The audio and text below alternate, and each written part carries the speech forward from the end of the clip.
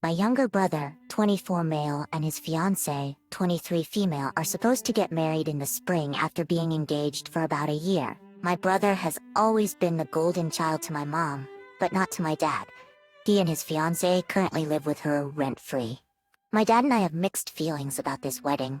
We both feel like my brother is rushing into things and not being financially responsible. He just finished his bachelor's program a year ago and is still trying to get on his feet.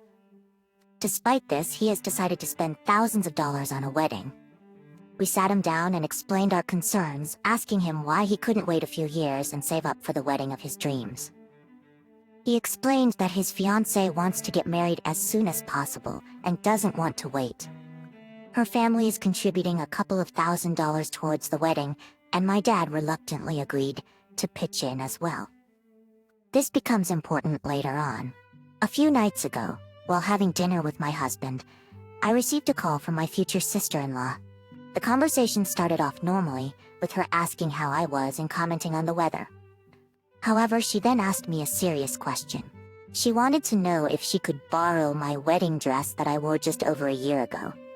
She explained that she couldn't afford to buy one herself, and that she loved mine and wanted it to be her something borrowed. I immediately declined, explaining that my dress cost thousands of dollars and would need to be altered to fit her. We are not close at all and barely even talk, so I was taken aback by her request. She started begging and even crying, saying that she couldn't afford a dress. I told her that I was sorry, but I couldn't lend it to her. She then brought up the fact that I wasn't financially helping her and my brother with the wedding, and that the least I could do was let her use my dress. I told her the truth, that I think they are rushing into this wedding and not being financially responsible. She didn't care, and said that she has a timeline and wants to be married by 25. I responded by saying that she made her bed, and now she has to lie in it and figure it out herself. If she can't afford a wedding dress, then maybe she shouldn't be having a wedding at all. It's as simple as that. She went back to my mom and brother and told them what I said. They think I'm being selfish and unsupportive, even though I have the means to financially help them. They also think it's just a dress, so what's the big deal? What's the big deal? My dad is on my side in defending me, and is now considering taking back his financial help due to the sheer audacity of my brother's fiancée asking me such a thing. Not the idiot. Tell her to use a sack of flowers as an address if she wants to get married so badly. The entitlement. Jesus, who pays for their siblings' wedding? Come on now. If my brother wants to get married, I'll tell them congratulations, and I'll see them on their big day. Like, who has anyone to contribute to their party? Please don't give these people a dime. She has a terrible timeline planned, so now she gets to have a cheap wedding. Right? Like, what the heck? I'll get my brothers a really nice gift, but financially contributing to their wedding? Hell no. Also, the sister-in-law could just buy a cheap dress.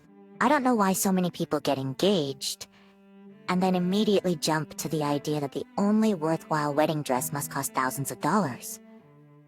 I don't judge anyone for having an expensive wedding dress. More power to you, but if you can't afford it, you can't afford it. And in that case, there are so many other options that will still look stunning. If you do lend it to her, you'll probably never see it again, because she'll give the excuse that it doesn't fit you right anymore. Do not let this woman anywhere near your dress. How much did she and your brother contribute to your wedding a year ago? Huh? You owe them nothing. It's not your fault she has champagne dreams and a canned tuna budget. It blows my mind how entitled some people can be. My parents are divorced. My dad is married to Heather. Heather has a nephew, Kai, who's a pre-tween. Kai's parents are going through a divorce right now, and his mom is already seriously dating this guy who moved in with them. Kai hates the whole thing. I'm not close to Heather or her family, but I was dragged along for a family party at her parents' house on Saturday. I'm nearly an adult and still split my time between my parents, and I was given no choice by my dad. Kai was upset and was talking about how messed up it was. I told him I understood.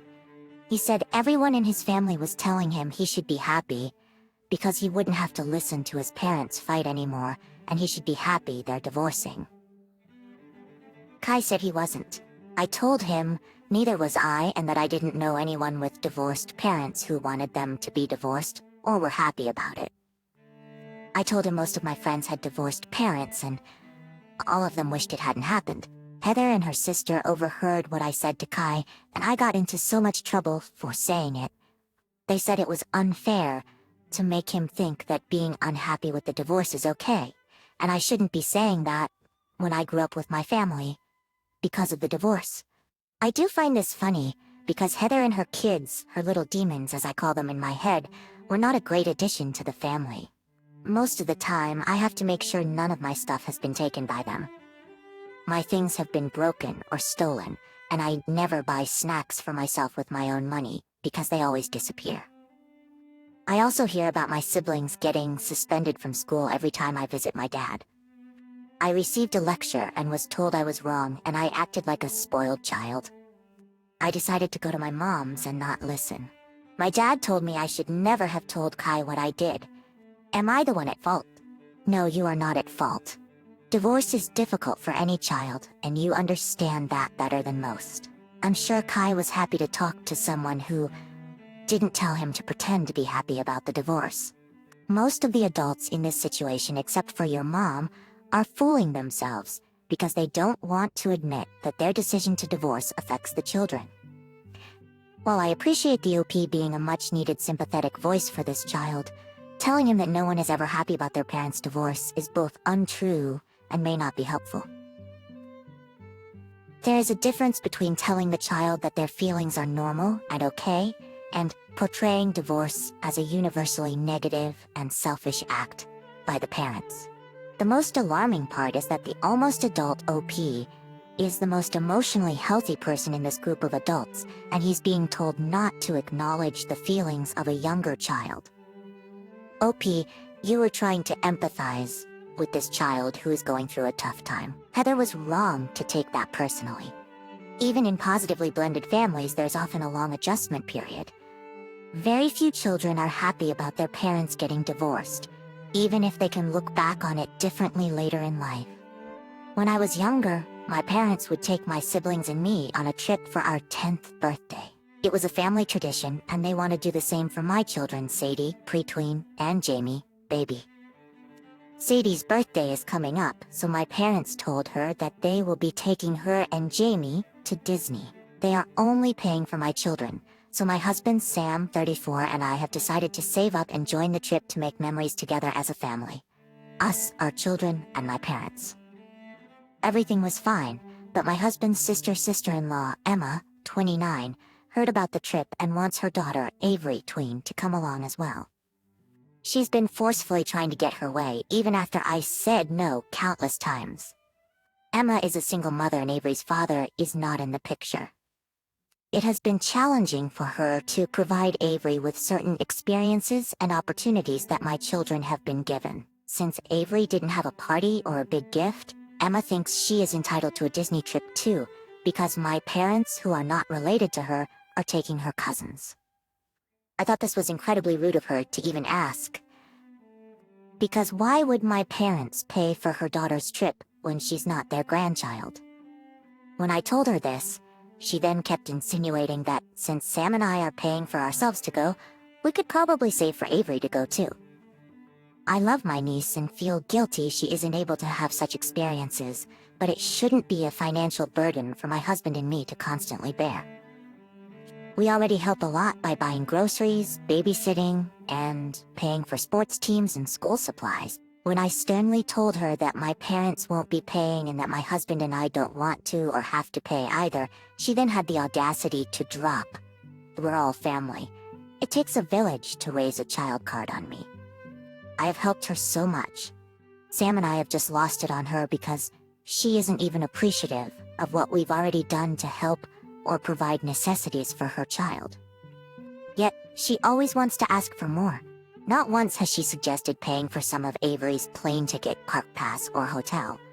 She just wants us to bear this cost so her daughter can live a life that she can't provide for. I know it sounds terrible, but I hate having to be the one who has to feel guilty and pay up so that Avery can live like our family when Emma won't even try to pay for some of it. I told her my final decision is no. Unless she wants to pay for Avery, then I don't mind taking care of Avery on the trip and I'll let her come along. Emma said no to this because she can't afford it. Now my daughter is saying that Avery told her I ruined their trip and that Avery hates me. I think Emma already told Avery she'd be coming on the trip before even speaking to me. And now she had to tell her that she can't go anymore because I won't let her. On one hand, Sam and I want to stand our ground and not pay, but we also don't want to ruin our and our kids' relationship with our niece. Not the idiot. It takes a village means loving and supporting, not taking every vacation together. The best you can do with a family member who talks behind your back is to take the high road, especially in your communication with the child. Yes, it takes a village to raise a child to adulthood, but that village has to start with the parents understanding that the village isn't responsible for everything. They're there to help your child become a better person, not pay for Mickey Mouse ears. The worst part is that Emma is basically teaching Avery to be entitled, so you should try to correct that behavior while it's still possible, as part of the village, of course. Wow, the entitlement of Emma. Bless you for all the help you've given over the years, but this is exactly the problem when you do too much for someone. They often become spoiled and entitled. Instead of gratitude, it's grabbing. Instead of appreciation, it's expectation. Emma has completely disregarded your boundaries. Your sister is not a rational person and does not respect boundaries. Personally, I would stop all financial help until she wakes up and starts to appreciate it. I am the youngest of 5 siblings and have a lot of nieces and nephews. I have always been the cool uncle to them, but I am exceptionally close to one of my nieces, whom we will call Valentina. She is now 24 years old. Valentina's parents divorced when she was 6, and her father was permanently out of the picture. Her mother, who is now 48, remarried and had 2 more children, a teenage boy and girl with her current husband. Valentina has always been close to me, but our relationship grew even stronger after her mother remarried. She is somewhat of a lone wolf, and I am the only one she feels comfortable with. Before Valentina went to college at the age of 16, she came to me and opened up about her attraction to girls. It was a very emotional day, and she made me promise not to tell her mother. I kept my word and told her I would let her handle it at her own pace and on her own terms. She would come to me with issues about her girlfriend and we would talk, but I never told my sister. Valentina worked hard and got into one of the best colleges, and at 18 she moved away. We still kept in touch, but understandably less than when she was living at home. She now works in a different state, and I am proud of her job. During a recent visit, I met her girlfriend, who is 28 years old, but I did not tell my sister about this. Valentina is serious about her girlfriend and plans to tell her mother soon. However, yesterday I received a call from my sister, who called me all kinds of names, including an idiot. She said I should have told her about Valentina's orientation earlier, and that I was wrong for keeping things from her. After the call, I started to doubt myself. Should I have told my sister about this before? This is the problem right here. Your sister is suddenly realizing that her relationship with her daughter is not as strong as she thought, and she is taking it out on the person who has a better relationship with her. You are not in the wrong, OP. You put Valentina's needs first and respected her privacy. Your sister needs to do some soul searching and figure out why she is not the safe space she thought she was. You did the right thing by supporting Valentina and her orientation. If Valentina did not feel comfortable telling her mother, it speaks to their relationship and her concerns. Your sister should realize this and understand why her daughter chose to tell her when she was ready. OP, ask yourself how your sister has been harmed by this. She is upset that her daughter kept her private life discreet, and she is looking for someone to blame because she cannot handle the idea that her daughter may not feel comfortable confiding in her.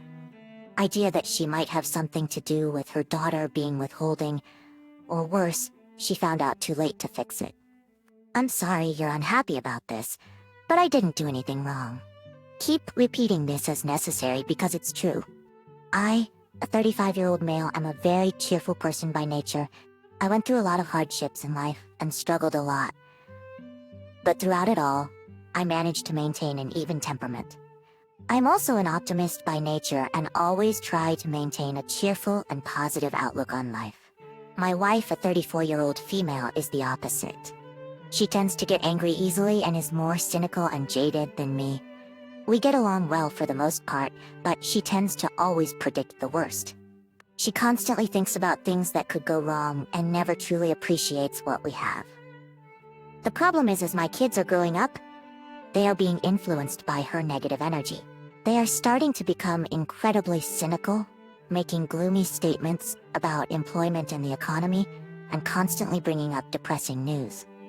They seem to enjoy discussing corruption, downfall, and the negative aspects of our society. I read about some scientists who discovered that if you move your face into a smile and hold that expression, the muscle movement can actually have an impact on your mood and make you happier. Last month, I decided to put this into practice. For every negative or depressing thing they say, I take away $1 from their allowances. They reluctantly went along with it at first, but now they are getting really annoyed with me, and everyone is calling me an idiot for this. I don't understand what is so wrong about trying to prevent my family from becoming miserable people who only see negativity and evil around them. However, my family says that I am being controlling. Am I the idiot for implementing a pessimism tax? You are the idiot. That sounds like something my dad would do because only his feelings mattered. All 3 of his adult children do not talk to him, and he does not know his 2 grandchildren. Maybe you should consider what kind of future you want with your kids. It looks like I may need to implement a reconciliation tax soon. What you're doing is incredibly unhealthy. You are punishing your kids for expressing a normal human emotion in harmless ways. You are preventing them from expressing their opinions and forcing them to pretend to have emotions and opinions they do not have. This is extremely unhealthy and can even be used as a therapy tool. The trick is not to force a smile, but to slightly lift the corners of your mouth and relax your face, which can help calm you down and make the moment more bearable. Also, I do not see how this is an effective therapeutic tool for relieving short-term anxiety. Every time you feel sad, I'll make it worse by taking money from you. It sounds tiring to be around OP. No wonder the family is always moody. By forcing them to mask their emotions and not talk about negative things, you're actually making them more cynical. This is why counseling and therapy are so popular, because talking about the bad things and letting your emotions out is healthy. OP, you are forcing ill health on your kids. If you continue this behavior, don't be surprised if they feel they can't talk to you and you end up alone in your old age.